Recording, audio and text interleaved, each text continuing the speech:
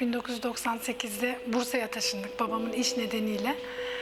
98'de Büyükşehir Belediyesi'ne gazete ilanıyla başvurdum. Kültür merkezinde başladım. Tayyare Kültür Merkezi'nde. Çok sevmiştim işimi. Hala da kültür merkezini severim. Eğlenceli, sinema, tiyatro çok eğlenceli. İnsanlar eğlenmek için geliyor. Yani çok güzel ama daha sonra 7 yıl çalıştım orada. Yaklaşık 15 yıldır da Beyaz Masa'dayım. Zaten ilk gün telefonu verdiler elime. Ondan bir şey yapamıyorum da ne diyeceğim, ne yapacağım. Hatta telefonu kültür merkezi diyerek açtım.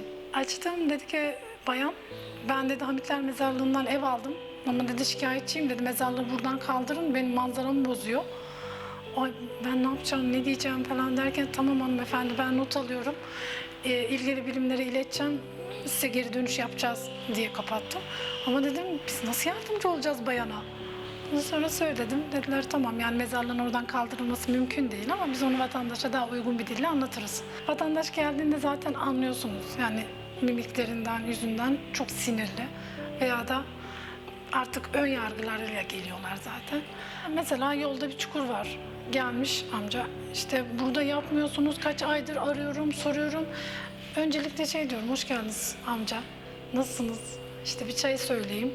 Çünkü biliyorum ben ona önce bir öz muhabbet kesinlikle şart. Ondan şikayetini anlatıyor. Biz ya anlıyorum sizi. Tabii ki çok haklısınız. Çok iyi anlıyorum sizi dedikçe vatandaş zaten hani onu anladığımı hissediyor. Şikayetini alıyoruz, yazıyoruz, ilgili yere iletiyoruz. Ben en çok şeyi merak ediyorum. Vatandaşın o talebi yerine getirildi mi, getirilmedi mi? Zaten önümüzde şök numaraları var, şikayet numaraları. Bakınca, evet tamam olmuş amcanın işi veya da işte teyzenin işi olmuş. Tamam, geri dönüşleri işte iyi ama olmayan şeyler de var. İmkansız talepler. Bazen insan kendini Süpermen gibi hissediyor. Aa tamam çözdüm, hallettim. Burada bugün bitti çok şükür. Hiç unutmuyorum bir tane yaşlı teyzemiz aramıştı bize. Sessiz bir şekilde konuşuyor. Kızım diyor beni diyor dövüyorlar diyor. Kızım diyor dövüyor diyor. Damadım dövüyor.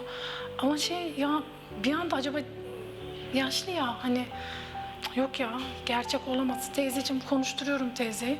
Kızım neyse şimdi beni dinliyorlar ne olur bana yardım edin dedim. Siz adresinizi verin telefon numaranız bu mudur? Ama o kadar çok üzülmüşüm konuşamadım da teyzeyle. Neyse hemen aile sosyal politikalarını aradık. Onlar da dinlediler benden olayı. Sonra tekrar ertesi gün aile sosyal politikalarını aradık. Hani teyzenin durumuyla ilgili bilgi almak için. Almışlar. Gerçekten de teyze yalan söylemiyormuş. Şiddet görüyormuş kendi evladından. Ya ben de bir kız evladı olduğum için çok etkilenmiştim ondan haftalarca. Bir evlat annesine nasıl böyle davranabilir? Ya korkunç bir şeydi diyorum. Bir hafta falan ben etkisinden kurtulamadım. Çok üzülmüştüm. O günden sonra yok ya dedim ben burada çalışmam lazım. Yani sanki birilerini daha kurtarmam gerektiğini hissedermişim gibi. Mesela bana şey demişlerdi, yer değişikliği neden yapmıyorsun? Hani neden sürekli buradasın? Burası çok stresli, çok şey. Ama yok olmuyor. Ama başka bir birime gidemiyorsunuz. Sanki birine daha yardım etmem gerekiyor, birine daha kucak açmamız gerekiyor sanki. Bir tane daha vardı. Sosyal hizmetlerden yardım için geldi bayan. Anlattı neyse durumunu. Biz normal bir şekilde aldık şikayetini ilettik. Sosyal hizmetler onlara gitmiş yardımcı olmuşlar. Ve ben çok mutlu olmuştum. 3 gün sonra geldi ağlayarak dedi ki ya dedi kızım dedi Allah senden razı olsun dedi. Benim torunlarım dedi o gün bayramda kıyafetlerini giydiler dedi.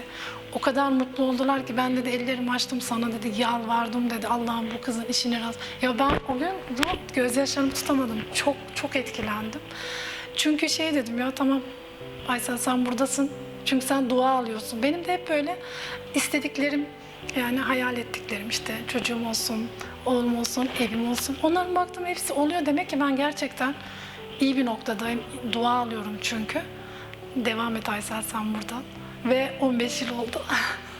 Yani Beyaz Masa aslında az önce dediğim gibi sen Süpermen gibi. Biz onu buluyoruz, çözüyoruz, hallediyoruz. Ama halletmeden de İçimiz rahat olmuyor. Hatta arkadaşlarımızla kendi kendimize istişare ediyoruz. Ece Hanım hallolmuş mudur ya? Olmuş mudur gerçekten? Diyor ki ben bir arayayım sorayım bakalım. Hani bir dert oluyor bize. Ama bitince Ama beyaz masa, bilmiyorum, dediğiniz gibi beyaz masa çok küçük gözüküyor ama çok şeyi hallediyor. Biz görünmüyoruz. 17 merkez ilçeye bakıyoruz biz. 17 ilçenin şok sorumlularıyla sürekli iletişim halindeyiz. Kurumlarla. İsmini bilmiyorum. Mesela ben OEDAŞ'ta Elif Hanım'la sürekli görüşüyorum ama görmedim kendisini. İsimden. Hani görsem gerçekten çok severim. Çünkü birbirimizi o kadar iyi tanıyoruz. Sürekli görüşüyoruz. Türk Telekom'dan, ondan dediğim gibi müftülükten, Orman Bölge Müdürlüğü'nden. Biz çok geniş bir aileyiz ama birbirimizi göremiyoruz. Sürekli iletişim halindeyiz.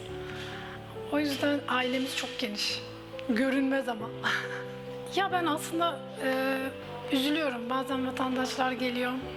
İşte ben size oy verdim veya da ben size oy vermeyeceğim. Aslında biz diyoruz ki hani ben oy veren, vermeyen bütün insanlara, bütün vatandaşlara hizmet ediyoruz. Hiç önemli değil diyorum hanımefendi. Hani oy vermişsiniz, vermemişsiniz. Siz sorununuzu anlatın. Yani biz çözeceğiz onu. Biz sadece yardımcı olmak istiyoruz ama bunu maalesef anlatamıyoruz bazen. Üzülüyoruz ona. Bir vatandaşımız aramıştı. Bu müzik çalan çocuklar vardır. Hani sokaklarda falan. Onun klarnetini parçalamışlar, kırmışlardı o zaman. Aramıştı abla, işte derdini anlattı. İşte abla ben okula gitmek istemez miyim? Ben de okumak istiyorum. Ben 10 yaşındayım ama gidemiyorum, yapamıyorum.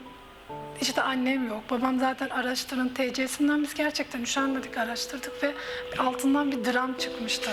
O kadar kötü ki annesi yok. Annesi kaybetmiş annesini. Babasıyla yaşıyor. Babasının 3 tane çocuğu var. Gene bundan hariç. Engelli, çalışamıyor. Ya biz sosyal hizmetleri aradığımızda dediler ki sosyal hizmetler onun kaydı var bizde TC'sinden. Hemen bakalım durumuna. Evet biz onlara ara ara yardımcı oluyoruz ama onlar aile sosyal politikalardan çünkü babası çalışamıyor. Çocuğun eğitim durumuna baktılar okula gitmiyor. Hani acaba insan oluyor doğru mu söylüyor? Ama ben onun doğru söylediğine kesinlikle eminim yani. Sonra altından bir dram çıktı ya. Biz diyorum ya çok çok üzülmüştük. Evleri yoktu. Çok kötü bir yerde kalıyorlardı. Sosyal hizmetler sonra biz olayı anlatınca hemen yardımcı oldular evlerine. İşte eşya götürdüler, erzak götürdüler. Hemen kendi evladın aklına geliyor. İşte annesi yok. Hani benim çocuğum bu durumda olsa ne olurdu? Hemen insan bunları düşünüyor zaten. Çok farklı hayatlar var. Yani hepsinin hikayesini anlatamam. Gerçekten özel diye geliyorlar çünkü. Özel bir şey konuşabilir miyiz? Yani çok özel diye geliyorlar. Biz onları dinliyoruz ama dediğim gibi insan gerçekten yıpranıyor da aslında. Çünkü üzülüyorsun, çok üzülüyorsun, kahroluyorsun. Bazen de çok komik kişiler giriyor. Ya bazen sinirlerim bozuluyor. Hani böyle mesela geçen bir vatandaşımız geldi Betül arkadaşımıza. Aslında böyle gayet genç, delikanlı oturdu. Bir anda daha konuyu anlatmaya başlarken ağlamaya başladı. Ama çok böyle biz ne olduğumuzu anlamadık. Ağlıyor şimdi. Ağlamayın lütfen diyor Betül Hanım ama hiç yapamıyor. İşte dedi ki ya benim işte annem babam bir şeytan diyerek başladı olaya. Şimdi Allah'ım ne yapalım şimdi? Gülelim mi?